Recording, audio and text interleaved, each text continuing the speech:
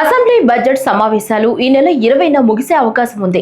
SC వర్గీకరణ అంశంపై అదే రోజున సభలో చర్చ చేపట్టనున్నారు.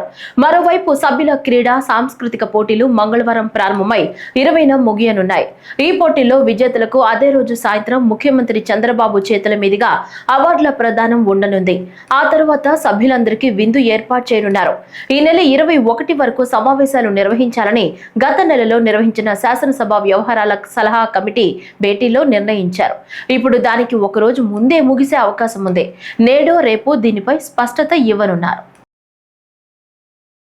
విద్యకు తమ ప్రభుత్వం అధిక ప్రాధాన్యత ఇస్తోందని మంత్రి నారా లోకేష్ అన్నారు. ఏపీ ప్రైవేట్ విశ్వవిద్యాలయాల స్థాపన క్రమబద్ధీకరణ చట్ట సవరణ బిల్లును మంత్రి శాసనసభలో ప్రవేశపెట్టారు. ఈ సందర్భంగా లోకేష్ మాట్లాడారు. 2016లోనే రాష్ట్ర ప్రభుత్వం ప్రైవేట్ యూనివర్సిటీల చట్టం తీసుకొచ్చిందని గుర్తు చేశారు. అభివృద్ధి వికేంద్రీకరణ జరగాలన్న ఆలోచనతో ప్రైవేట్ యూనివర్సిటీల స్థాపనకు నిర్ణయం తీసుకున్నామని చెప్పారు. గతంలో విశాఖలో సెంచూరియన్ యూనివర్సిటీ ఏర్పాటైందన్నారు. ప్రైవేట్ యూనివర్సిటీల సంస్థాగత మార్పులకు ఉద్దేశించి ఈ సవరణ బిల్లును తీసుకొచ్చామన్నారు.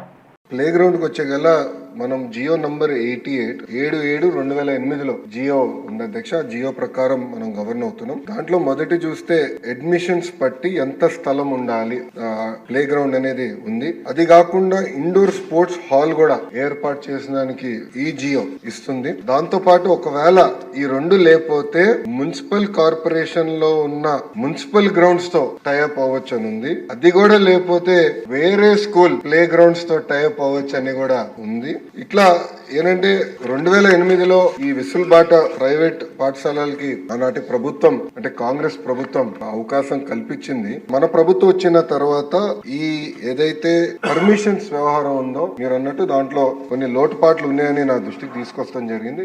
అది కూడా నేను స్కూల్ ఎడ్యుకేషన్ లో ప్రధానంగా 10th వరకు ఒకరుంటే ఇంటర్మీడియట్ ఇంకో కమిషనర్ గారు ఉన్నారు. ఇద్దరికి నేను చెప్పింది ఇది ఆన్లైన్ చేద్దాం, ట్రాన్స్పరెంట్ క్లియర్ మెకానిజం ఏర్పాటు చేద్దాం.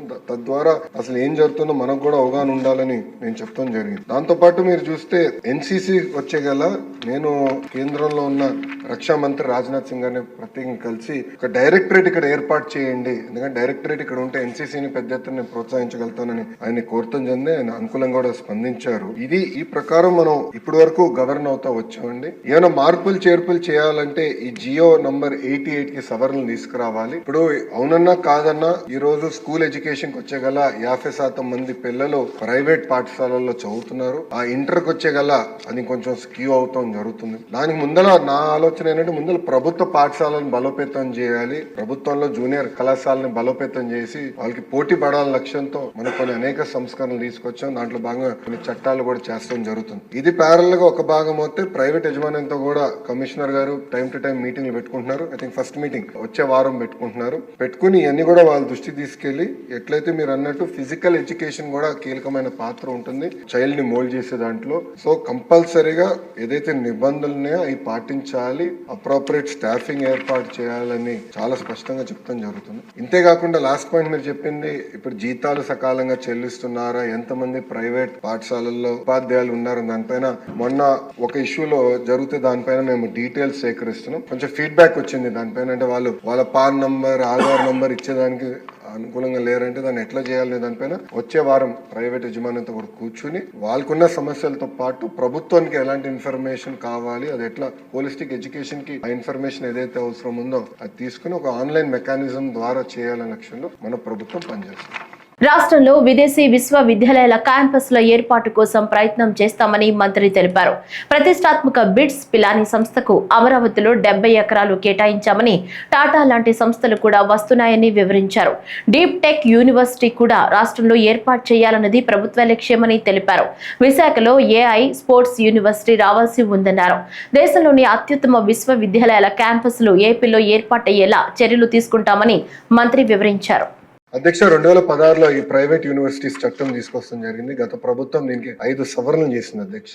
ఆ సవరణలు నిన్న నేను ఒక ప్రశ్నకి ప్రిపేర్ అయ్యే సమయానికి నేను చదివితే అధ్యక్ష మనం చేసిన చట్టాలు యూజీసీ గైడ్ లైన్స్ కి విరుద్ధంగా ఉంది. అంటే వాళ్ళు ఏం చెప్పారంటే ఈ రోజు గ్రీన్ ఫీల్డ్ యూనివర్సిటీ ఏర్పాటు చేయాలంటే టాప్ 100 గ్లోబల్ యూనివర్సిటీస్ తో జాయింట్ డిగ్రీ ఉండాలి అని చెప్తాం జరిగింది. కానీ యూజీసీ ఏమంటుందంటే జాయింట్ డిగ్రీ ఇవ్వాలంటే మినిమం ఇన్ని సంవత్సరాలు ఆ యూనివర్సిటీ ఆపరేషన్ లో ఉండాలి, ఇన్ని ఇయర్స్ అయి ఉండాలని చెప్తున్నాను. అంటే we are in conflict with UGC. సో నేను మొన్న కూడా కౌన్సిల్ లో చెప్పాను, ఆ చట్టాన్ని మనం సవరణ చేయాలి, కానీ కొంచెం డీటెయిల్డ్ గా చేద్దాం. అంటే హడావుడిగా చేస్తాం, మళ్ళీ పొరపాట్లు చేస్తాం. కొంచెం డీటెయిల్డ్ గా చేసి ఆ చట్టాలని సవరిస్తాం జరుగుతుంది, దాంట్లో ఎలాంటి సందేహం లేదు. పెద్దలన్నట్టు పెద్ద ఎత్తున యూనివర్సిటీస్ మనం ప్రోత్సహించాలి. అంటే మేమందరం ముద్దుగా తాతయ్య అంటాం. సో బుచ్చే తాతయ్య చెప్పింది ఏంటంటే చట్టాలు మేము సవరించాలి, దాంట్లో ఎలాంటి డౌట్ లేదు. ఫారిన్ యూనివర్సిటీస్ మనం ఇక్కడ ప్రోత్సహించాలి. అంతేకాకుండా మన దేశంలోనే ఒక అద్భుతమైన ఇన్స్టిట్యూషన్స్ ఉన్నాయి. ఒక ఉదాహరణ బిట్స్. ఈరోజు అధ్యక్ష నిన్నే కేబినెట్ మీటింగ్ లో బిట్స్ అమరావతిలో ఏర్పాటు చేసేందుకు 70 ఎకరాలు కేబినెట్ కూడా ఆమోదం తెలిపింది అధ్యక్ష. బిట్స్ ఆంధ్ర రాష్ట్రానికి వస్తుంది.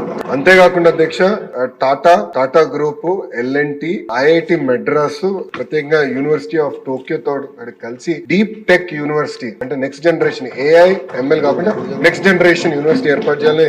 ఇది పర్సనల్ గా గౌరవ ముఖ్యమంత్రి గారు లీడ్ చేస్తున్నారు. ఇది ప్యాషన్ ప్రాజెక్ట్ గా లీడ్ చేస్తున్నారు. ఇది నేను బలంగా నమ్మేది. మొత్తం ఎకో సిస్టమ్ ని రెవల్యూషనైజ్ చేసి యూనివర్సిటీ అది కూడా తీసుకొస్తాను అధ్యక్ష. నేను పర్సనల్ గా తీసుకుని ఒక AI యూనివర్సిటీ విశాఖపట్నంలో ఏర్పాటు చేయాలని లక్ష్యంతో ఉన్నాం. అదేవిధంగా ఒక స్పోర్ట్స్ యూనివర్సిటీ కూడా చేయాలని అధ్యక్ష. ఇది ఇప్పటివరకు ఉంది. ఇంతేకాకుండా ఎకనామిక్ డెవలప్మెంట్ బోర్డు తో కూడా అనేక యూనివర్సిటీస్ ఆల్రెడీ చర్చల్లో ఉన్నాయి. ఒకటి యూనివర్సిటీ ఆఫ్ టోక్యో కూడా చర్చలో ఉంది. AMA యూనివర్సిటీ ఫిలిప్పీన్స్ నుంచి కూడా చర్చలో ఉంది అధ్యక్ష. ఇంతేకాకుండా ఇతర యూనివర్సిటీలు కూడా వాళ్ళందరూ వచ్చి కలుస్తాం అంటున్నారు. సో ఈ సెషన్ అయిన తర్వాత వాళ్ళందరితో మీటింగ్ పెట్టుకుని పెద్ద ఎత్తున ప్రైవేట్ రంగంలో కేవలం ఇంటర్నేషనల్ యూనివర్సిటీ కాదు, భారతదేశంలో ఉన్న టాప్ యూనివర్సిటీస్ అందరినీ ఆంధ్ర రాష్ట్రానికి తీసుకొచ్చే విధంగా కేవలం అమరావతి విశాఖపట్నమే కాకుండా అన్ని ప్రాంతాలు, అంటే రాయలసీమకి వెళ్ళాలి, ఎవరు వెళ్ళాలి. ఇంకో పక్కన కొన్ని పార్లమెంట్లు మనం చూసే గల ప్రభుత్వ విశ్వవిద్యాలయాలు, ప్రైవేట్ విశ్వవిద్యాలయాలు. సో మంత్రి అయిన తర్వాత అది బ్యాలెన్స్ చేయాలన్న ఆలోచనలో అక్కడికి వాళ్ళకి అంటే కొంచెం ₹2 ఎక్కువ ఇన్సెంటివ్స్ ఇచ్చి అలాంటి ప్రాంతాలు కూడా తీసుకెళ్లి అన్ని ఏదైతే పార్లమెంట్ లోనే కనీసం ఒక్క యూనివర్సిటీ అనేది ఉండాలనే లక్ష్యంతో మన కూటమి ప్రభుత్వం పనిచేస్తుందని గౌరవ సభ్యులు తెలుపుకుంటూ